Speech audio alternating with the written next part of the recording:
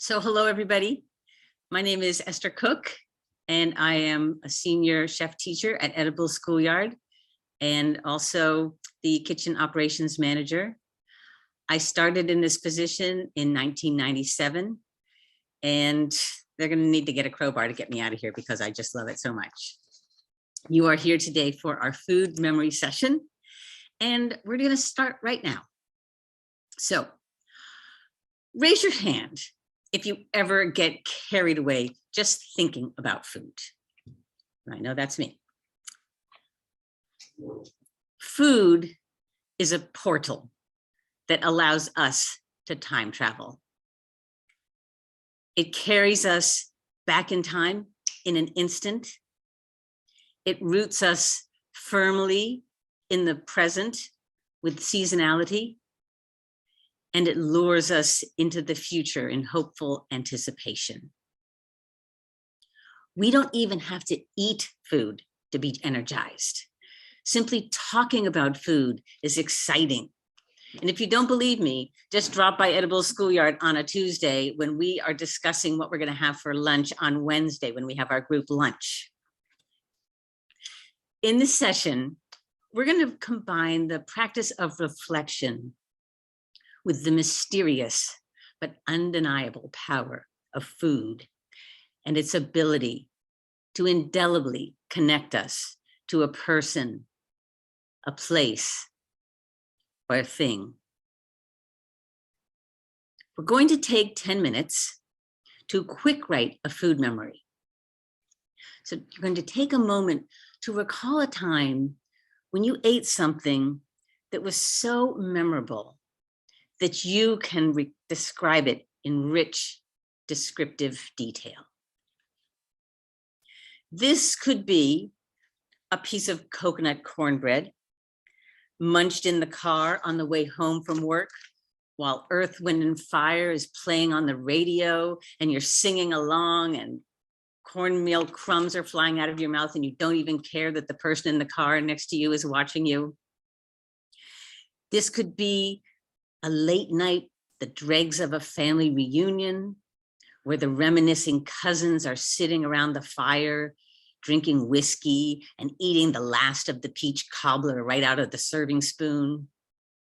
So take a moment and think about a time for you that is memorable.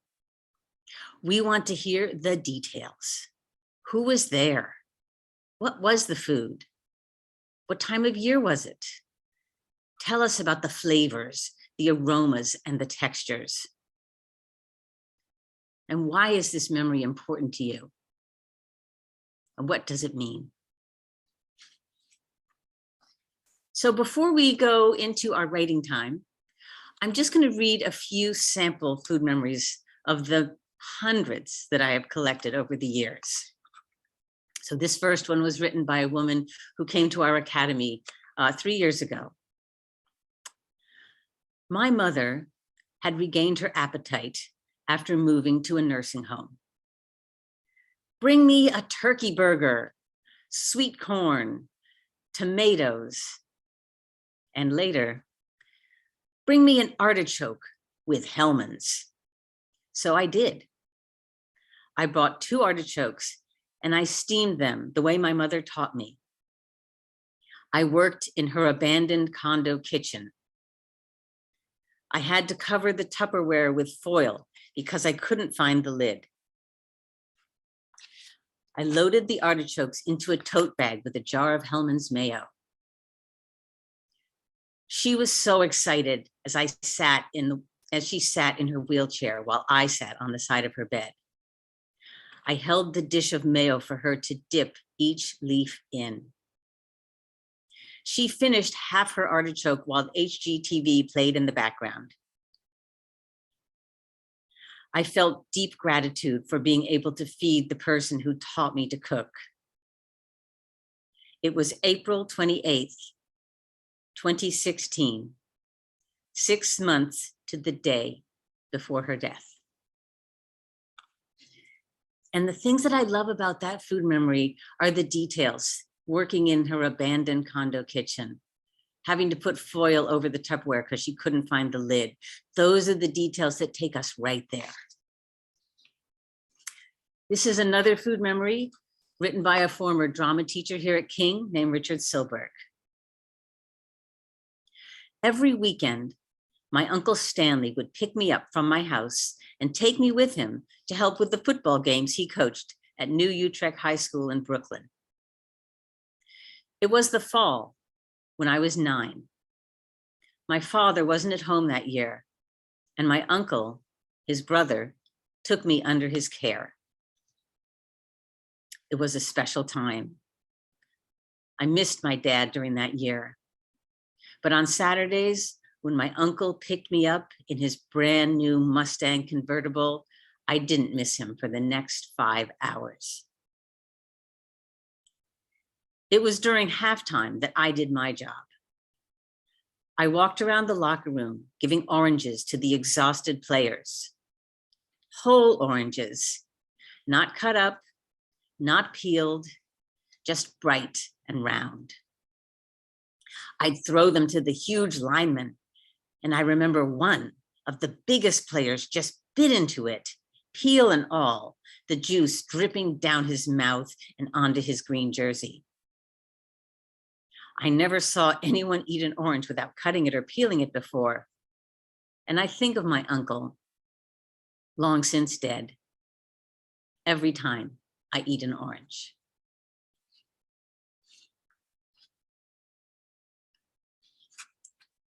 This one is from a former student. When I was younger, I used to always admire the women in my family.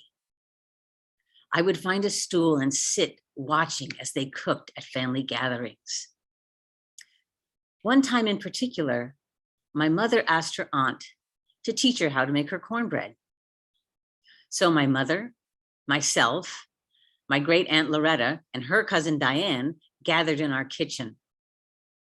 My mother brought out my green stool because she wanted me to learn as well.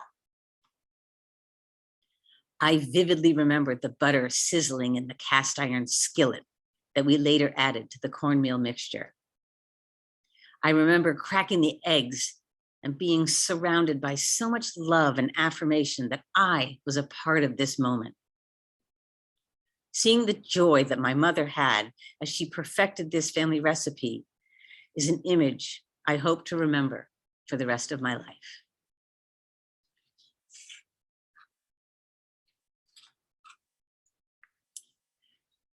This is another wonderful food memory from somebody who was attending one of our trainings in the past. During the summer of 1970, my mother's parents, Grandma and Grandpa Hines, would allow all 3 girls a whole week at their home. My 4 brothers would also get a week, but always after us. My grandparents had a huge avocado tree in their backyard. We would always climb it, gather fruit, and hang from it all summer. My grandmother would gently toast slices of bread. I could smell the flour cooking in the toaster, and when the toast was just brown, but still soft, my grandmother would take half an avocado and spread it all around the bread. She used a fork, so the ridges were perfect in the avocado, and she would sprinkle salt and pepper across them. The low areas would capture the salt, and when you took a bite, it was just amazing. My Grandma Hines did many special treats for me. I was always very close to her, and she always made me feel special amongst my 7 siblings. She would kiss us all, but say in my ear, "We love you just a little bit more." So now that you have heard some examples, I'm going to give you 10 minutes to capture a food memory of your own. And then when we come back, we're going to share those out. So I will let you know when your writing time is over. Remember, spelling and grammar do not count in this. We just want to hear about the food and why it was so important. All right.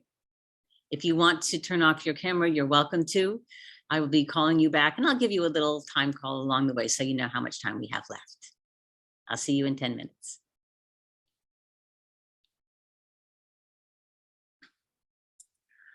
Okay, everybody, I'm going to call you all back from your writing. If you're finishing up your final thought, that's fine. And I just have to say, it's really thrilling to feel this kind of community from all as far away as Peru to right here in Berkeley. So exciting that you're all here. So now we have about a half an hour where we're going to be able to share out our food memories. And I have to say, it is different to be doing this remotely. But I think on the other hand, if you have any kind of stage fright, it might be a little bit easier to share if you're not in front of a room full of people. So I'm going to just tell you a little bit of advice that somebody gave me one time, which is that you tend, when you look back on things, we tend to regret the things that we don't do more than the things that we do. So I'm going to ask you to see if you can summon the courage to put your name in the chat. If you would be willing to read your food memory out loud for us to hear. And we're going to start to get to hear other people's food memories here. So do this. And I encourage you also to do it with your friends, with your family. Sometimes it's really fun to all write about the same event and hear everybody's different perspectives on what they remembered and what they recalled and noticed. So carry on with these. I've been writing these for years and they're very, very powerful. So thank you. Thank you so much, everybody, for sharing. I heard your stories and I'm just reminded once again that food carries culture. We must always respect the food memories of others and their choices. They carry so much meaning and so much value. And there may come a day, one time when we live in our memories. I'm always on the lookout for other food memories. And I found one recently, which just blew my mind because the circumstances were so extraordinary that this person had this experience in. So before we sign off here, I just want to read you one final one. Astronaut Michael Collins piloted the Apollo 11 spacecraft while Neil Armstrong and Buzz Aldrin walked on the moon. During this epic moment of exploration, Collins was the loneliest man in history. When the lunar module Eagle touched down on the moon on July 20th, 1969, Collins lost all contact with his crewmates and NASA. His line of communication blocked as he passed over the moon's far side. In 2019, Collins told the New York Times, "I had this beautiful little domain. I was the emperor. I was the captain of it all. And it was quite commodious. I even had a warm cup of coffee." And I just love that he tacked that on, his having this singular experience. And yet there was something that made it just a little bit better, and that was a warm cup of coffee. So I wish that we'd been able to hear everybody's food memories. And I'm encouraging you, if you would like to share your food memory, scan it and upload it. You can go to trainings@edibleschoolyard.org and leave it there for others to read. And also, I think, Russell, could you put in the chat, I'm just going to include the link to the template that we use when we are doing this exercise with our students, because it has a space for writing and then even a little space for illustration. And I do just want to say, how simple is this? And yet is so deep and so powerful. So I encourage you to share your food memories, record your food memories, and ask others about their food memories.